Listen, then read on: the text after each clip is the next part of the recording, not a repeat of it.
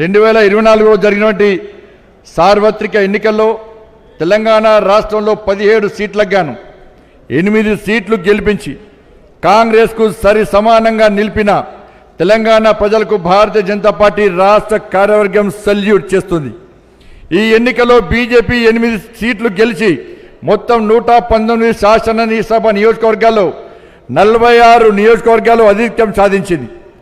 ఇంతటి గొప్ప విజయాన్ని అందించిన తెలంగాణ ప్రజలకు భారతీయ జనతా పార్టీ తరఫున హృదయపూర్వక ధన్యవాదాలు తెలియజేస్తున్నాం.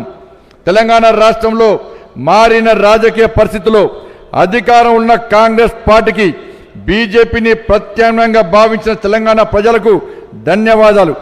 వచ్చే శాసనసభ ఎన్నికల నాటికి ప్రధాన ప్రతిపక్షంగా తెలంగాణ ప్రజల ఆకాంక్షల కోసం ప్రజల పక్షాన బీజేపీ పోరాటం చేస్తుందని రాష్ట్ర కార్యవర్గం తెలంగాణ ప్రజలకు హామీ ఇస్తుంది. స్వతంత్ర భారత చరిత్రలో వరుసగా నెహ్రూ తర్వాత మంత్రిగా ఎన్నికై మోడీ గారికి బీజేపీ రాష్ట్ర కార్యవర్గం అభినందనలు తెలియజేస్తున్నది.